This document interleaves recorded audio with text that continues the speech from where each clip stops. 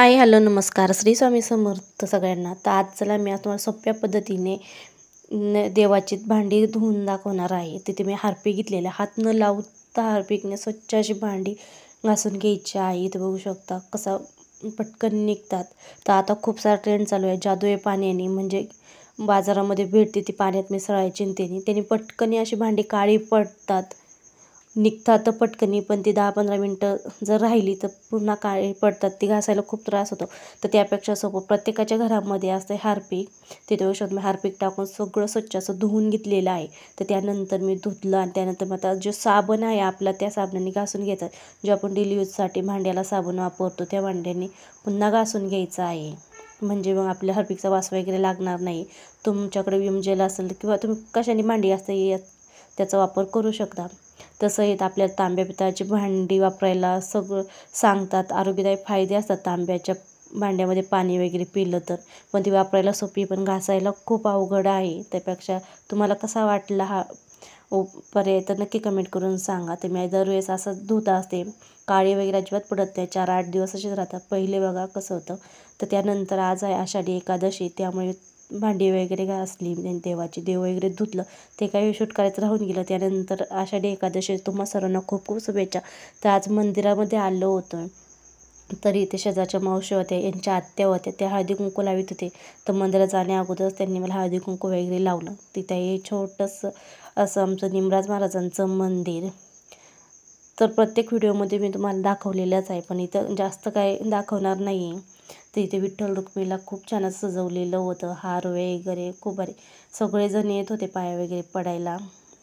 तर आता माझं पाय वगैरे पडून झालं होतं, गोल प्रदक्षिणा घालणार होते, त्यानंतर मग घरी निघायचं होतं। तर बघू शकतो पाणी वगैरे टेम्हाला खूप आलेलं आहे, खूप मोठी नदी आहे आमच्या मंदिराच्या पाठीमागच, तर ते तुम्हाला दाखवते। तिथं बाहेरसुद्धा विठ्ठल रुक्मिणीचं असं मूर्ती आहे। तिथे बघू शकतो मी आता तुम्हाला नदी दाखवते। तिथे ही नदी पाठीमागच्या व्हिडिओमध्ये तुम्हाला दाखवली होती। खूप काय पाऊस झालेला आहे, त्यामुळे पाणी असं वाहत चाललेलं आहे। आवाजसुद्धा येत असेल, त्यामुळे व्हॉइस ओव्हर देत आहे। त्यानंतर इथे एक काका पेढे वाटत होते।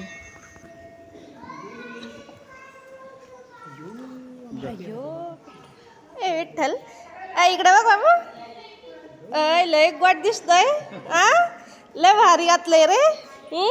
आजी गेली का पंढरपूरला? तू टाळण बिळण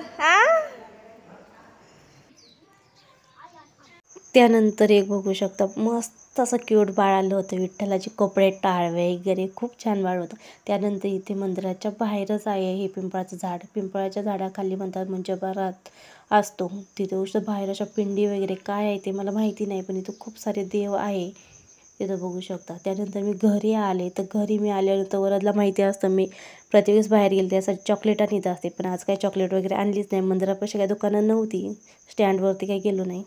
तर आता घरी आले होते, त्याला घरामध्ये होती एक चॉकलेट, ती दिली, मग तो शांत झाला। त्यानंतर आता फराळ करायचा आहे, सकाळून फराळ केलं नाही तर आज खिचडी बनवली होती, रताळी उकडली होती, शेंगदाण्याचं बेसन, केळ आणली होती, सफरचंद वगैरे आणलं होतं, तर बटाटा केलेला होता।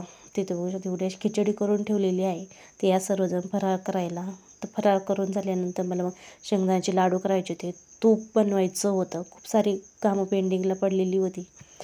तर तसं या सर्वजण नाश्ता करायला, जेवण करायला, तर असं आहे माझं। तुम्ही काय केलं नक्की कमेंट करून सांगा।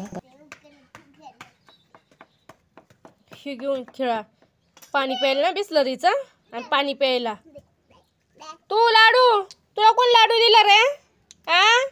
दे चल लाडू, दे चल लाडू ना, दे चल, दे ना, नाही देणार, लय शान आहे। पाणी प्यायचं बिस्लरीच्या बाटलीच्या झाकणार ना, हा ना, तर फेवरेट बहीण आहे, कसा शंभर चाललाय, खा खा, भूक लागली, दे ना मला लाडू, छोटा लाडू दिला। मी लाडू करत तोपर्यंत व्यवस्थित तिने यांनी खाऊन घेतले, जेवढे उरले तेवढे आता मी भरणीत भरून ठेवते। तर अशा पद्धतीने हे लाडू तयार झालेले, छान असे दाणेदार लाडू झालेले, तर बघू शकता। एक लाडू काय माहिती शडी चारायला गेले असते, तिथं बघू शकता छान असा लाडू। तर तुम्हाला कशी वाटली रेसिपी नक्की कमेंट करून सांगा. आता मी ते बरणीत भरून ठेवते लाडू. तर बघा काय भारी दिसतात लाडू. ज्यावेळेस लाडू ही मूर्तींना अजून भारी लागतात. ज्यावेळेस का आपण नवीन पदार्थ बनतो तेव्हा पहिल्या 1-2 तास छान लागत नाही गरम गरम कधी कधी. त्यानंतर जो मुरतो ना मग नंतर भारी वाटतं. तिथे बघू शकता छान असं. दुसऱ्या दिवशी खूप छान लागतात लाडू. नक्की ट्राय करून बघा. लाडू बनवून झालं तर लाडूची रेसिपी नंतर नेक्स्ट ब्लॉगमध्ये नक्की बघायला भेटेल तुम्हाला. तिथे मी 4 दिवसाची साई आहे. जास्त काय साई नव्हती, आम्ही लोणी काढलं नाही. मी असं तूप काढणार आहे साई सकट. तर काही जण लोणी काढतात. तुम्ही कशा पद्धतीने तूप बनवता नक्की कमेंट करून सांगा. मी जास्त जर दूध असलं तर लोणी काढते. कमी जर साई असली तर साई असली तर मी असं करीत असते. जास्त भांडी वगैरे पडत नाही. तर बघू शकता छान असं तूप साईमधून निघत आहे. तर छान असं अजिबात काळे वगैरे भांडी पडत नाही. सतत हलवत राहायचं आहे मीडियम गॅसवरती. मी ते लाईटीची शेगडी आहे ती ॲडजस्ट करायची. इथं बघू शकतो बसच तूप निघलेलं आहे. आणि ह्या साईचं सुद्धा साखर टाकून खवा छान लागतो. जास्त दिवसाची जर साई नसते तर छान लागतं. मिक्सरला फिरवायचं, त्यामध्ये साखर इलायची टाकायची, छान खवा म्हणून किंवा पेढं बनवायचं. तुम्ही बनवित असते पण आज काय बनवणार नाही कारण की साई टाईम भेटणार नाही. ते दिवस मस्त रवाळ असं तूप बनून झालेलं आहे. इथं वाटी भरतो पिवळं नमक. ते थंड झालं की छान असं रवाळ बनतं. तर कसा वाटला व्हिडिओ नक्की कमेंट करून सांगा. तर 4 वाजता गायांना कोटी टाकली, पाणी पाजलं वगैरे, शेण टाकलं. त्यानंतर मग इथं कोथिंबीर आणलेली होती. तर कोथिंबीर इथं साफ निवडून सुप्र्या चिरून घेते. म्हणजे वड्या बनवायच्या आहे उद्याच्याला उपवास सोडवण्यासाठी. कारण उद्या सकाळ पिऊसीला डब्याला पण द्यायला होती.